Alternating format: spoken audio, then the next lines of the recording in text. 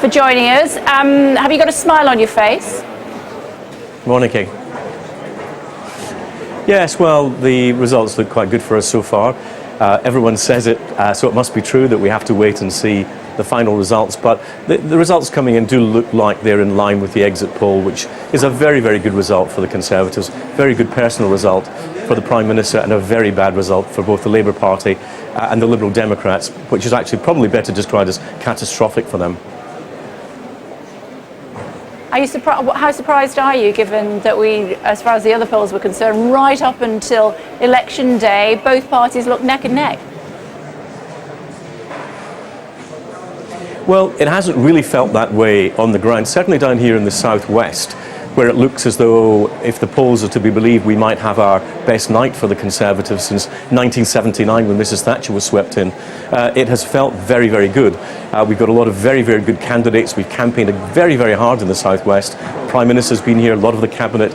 I've been in most of the marginals myself, along with teams from my activists here in North Somerset. It has felt very good. And what I think at the beginning of the campaign, some of us wondered whether the drop in the Liberal support was real, whether it was a polling phenomenon, whether it might actually happen on the ground. But it became very apparent in recent days that it was happening.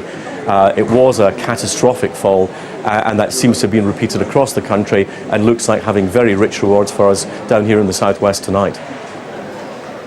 You seem to be very unkind about the Lib Dems. Is that appropriate? No, it's not unkind, it's the political reality. I think, to be frank, that the Lib Dems contributed a great deal to the coalition. They took some difficult decisions about cuts in public spending, about welfare reform that clearly hasn't gone down well with their base. On the other hand, they did get a share in government for the first time since 1906, which was a big plus. So I think that it's worked out well for them in the short term.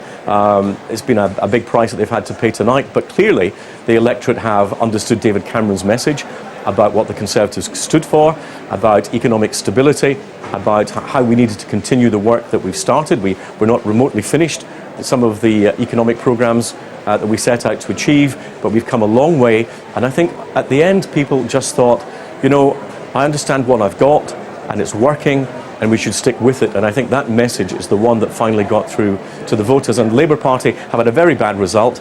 And for them to say it's just about what happened in Scotland, it's not, because even if you add all the seats that they've lost in Scotland to what it looks like they're going to get in England, it wouldn't have been enough.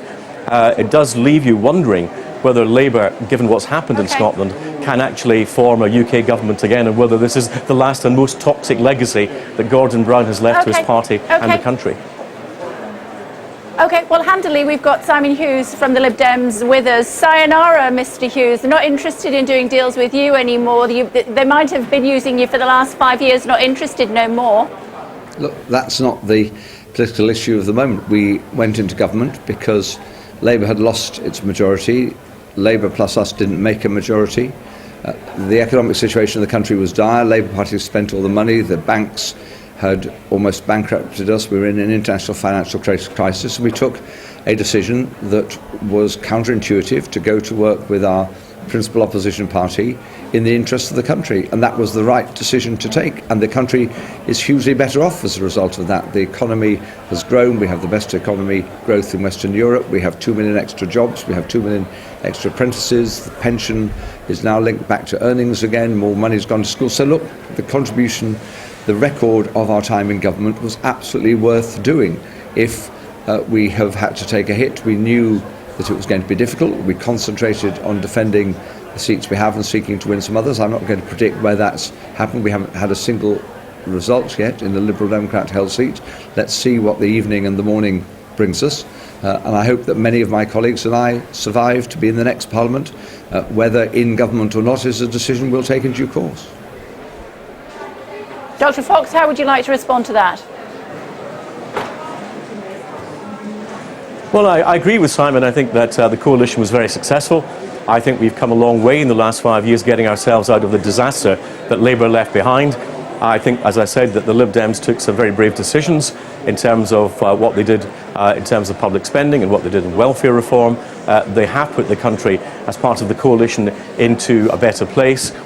Clearly, these were policies that their electoral base didn't like. As Simon Hughes has said, they've taken a hit for it. But the coalition, I think, has left the country in a much better place than it was. Fortunately for the Conservative Party, people have understood that this was basic Conservative policy, and it looks as though they have voted for continuity.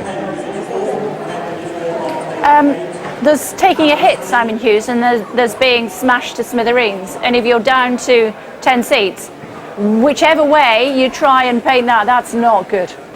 Well, nobody, I think, is believing that the exit poll is absolutely bound to reflect what happens at the end of the day. And the reason for that is that we have a much more complicated electorate at the moment. Scotland is clearly making its own set of decisions. Wales and England have different players in the political scene, and there are many more particular contests. The Greens are players where they weren't, UKIP are players where they weren't really seriously. So I don't think it's as easy to read across. The famous little swingometers that we used to see, simple swings saying, this election has taken out the Tories or taken out Labour. We have a new sort of politics. Most people don't vote Labour or Conservative anymore. Beg your pardon, the majority, it was about 90% voted Labour or Conservative, now down to about 2/3. Let's see at the end of the election count where we're up to. But Liberal Democrats are proud of what we've done. We're not going away. We're going to be in the next Parliament, and I hope we're there in significant numbers, ready to play a full part, whether in government or whether in opposition. Okay, final thought to you, Mr. Hughes, or from you, if you would please, Mr. Hughes. If this exit poll, as we keep saying, it is only the exit poll, just one poll at this stage, but if we find that the Liberal Democrats are down to 10 seats or thereabouts, Mr. Clegg has to go, surely. Okay, look, you always ask this sort of question. I understand why you ask them, but we haven't had a single result in any of our seats. I'm not going to predict Nick Clegg. All the evidence was he's going to hold his seat. We as a party are determined to hold as many seats as we can. Let's see what the electorate have decided. Yeah, but let me just interrupt you though, if I may, because we are slightly tight for time. But if I could just possibly put this to you. If theoretically your party is annihilated, your boss cannot stay as the leader of that party, surely. Decisions in every party about who carries on leading them are a combination of the decision of the individual and a decision of the party. Let's see how the land looks tomorrow afternoon or this afternoon in about 24 hours' time. I'm absolutely not going to talk to you about scenarios that may not happen. Let's wait and see the real results of the real votes cast by real people, and then let's have the debate. But at the moment, we're in all our counts watching our results and hoping that as many of my colleagues who fought good fights and put the case and justify being returned by the electorate will win their seats, and that's what we're seeking to do. Okay, gentlemen, thank you both for now for joining us here on Sky News Decision Time. We appreciate it. Here in Witney, we're around about 60%.